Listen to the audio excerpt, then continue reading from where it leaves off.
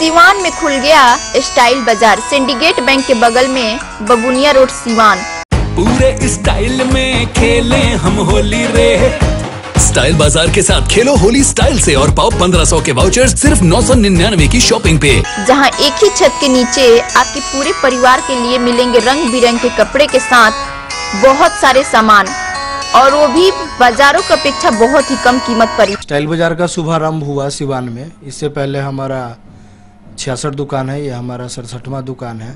Style बाजार की सबसे बड़ी खासियत है कि ये मार्केट में जो भी मॉल है उससे अलग है। हम लोग कोलकाता के फैशन को बिहार में लाया है और कोलकाता के रेट में बिहार में प्रोवाइड कराते हैं। साथ साथ में हम लोग कस्टमर के सर्विस का ख्याल रखते हैं, साथ में हम लोग क्वालिटी मेंटेन करते हैं और साथ में किफ़ायती रेट में प्रोवाइड कराते हैं। आपके शहर सिवान में लोगों के मांग पर स्टाइल बाजार का शुभारंभ किया गया है, जहां पे एक ही छत के नीचे आपके पूरे परिवार का सब कुछ सामान मिल रहा है। यहाँ पे आप एक बार आए और जम के खरीदारी करें। याद रखें, त्योहारों के रंग स्टाइल बाजार के संग। इस साल होली हम स्टाइल से मनाएं, इस साल होली हम स्टाइल से मनाएं। स्टाइल बाजार के साथ खेलो होली स्टाइल से और पाओ 1500 के वाउचर्स सिर्फ 999 की शॉपिंग पे। सिवान शहर के निराला नगर स्थित भाजपा जिला कार्यालय में एनडीए के तीनों दलों के अध्यक्षों ने प्रेस कॉन्फ्रेंस कर बताया कि आगामी 31 मार्च को चांप ढाला के समीप एनडीए के कार्यकर्ताओं की संयुक्त बैठक होगी, जिसमें भाजपा, जदयू और लोजपा के जिले भर के कार्यकर्ता उपस्थित रहेंगे। इस बैठक में पटना से एनडीए के प्रमुख नेता भी पहुंचेंगे, जिसमें एनडीए प्रत्याशी कविता सिंह को जिताने को लेकर रणनीति तैयार की जाएगी। साथ ही कार्यकर्ताओं को नई जिम्मेदारी के साथ जनता के बीच जाने का आह्वान किया जाएगा और प्रधानमंत्री नरेंद्र मोदी और मुख्यमंत्री नीतीश कुमार के योजनाओं की जानकारी आम लोगों तक पहुँचाई जाएगी और इसके लाभ को भी बताया जाएगा। वहीं वर्तमान सांसद ओम प्रकाश यादव के नाराजगी के सवाल पर भाजपा जिला अध्यक्ष मनोज सिंह ने कहा कि हमारी उनसे बातें हुई है, वह अपने निजी कार से दिल्ली गए हुए हैं। आगामी 31 मार्च के बाद से वह पार्टी के साथ रहेंगे और एनडीए प्रत्याशी को जिताने के लिए भी वोट मांगेंगे। अब देखना यह होगा कि सांसद ओम प्रकाश यादव टिकट कटने के बाद कैसे एनडीए प्रत्याशी कविता सिंह के जीत के लिए मैदान में उतरते हैं और उन्हें संसद में भेजने में कैसी उनकी भूमिका होती है, यह तो आने वाला वक्त ही बताएगा।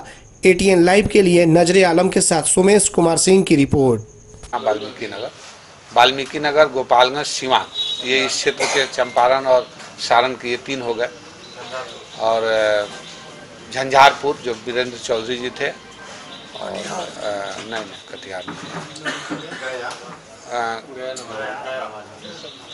गया, नवादा एलजेपी को गया। इस तरह 5 सीटिंग हम लोग छोड़ दिया। तो पार्टी के अध्यक्ष हैं, अभी वर्तमान में जो सिवान के एमपी हैं वो इस प्रेस कॉन्फ्रेंस में नहीं है, तो कहीं ना कहीं उनकी उदासीनता। परसों हमारी बात हुई थी, महाराजगंज में एक सभा थी जनार्दन सिंह सिग्रीवाल जी के, उस सभा में बात हुई थी हमारी। उन्होंने कहा कि मैं आज दिल्ली जा रहा हूँ, अगले बैठक में हम जरूर रहेंगे। हो सकता है 31 के बाद जो हम लोग बैठक करें उसमें जरूर रहेंगे, उनका आश्वासन है और रहेंगे भी। और आज के तारीख में भी ये एनडीए का जदयू के खाते में चला गया, लेकिन भाजपा की तरफ से आज भी वही हम लोग के नेता हैं, चूंकि अभी भी लोकसभा के सदस्य हैं।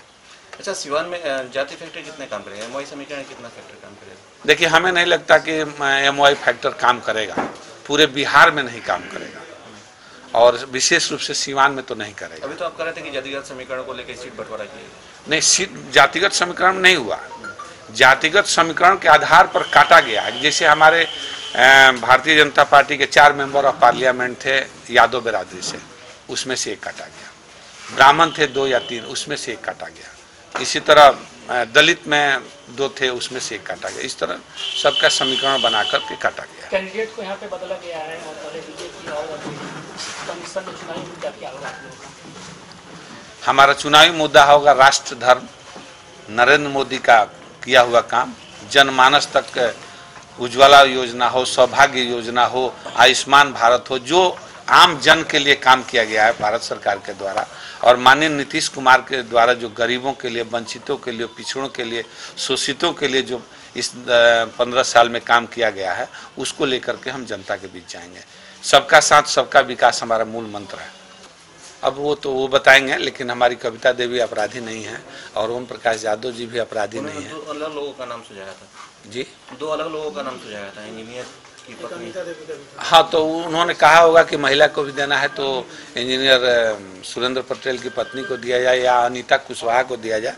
उनका अपना विचार था, तो अगर समय पर रखे होते तो हो सकता था उनको भी मिले, चूँकि हमारे जदयू और भाजपा के वो लोग नेता हैं राज्य।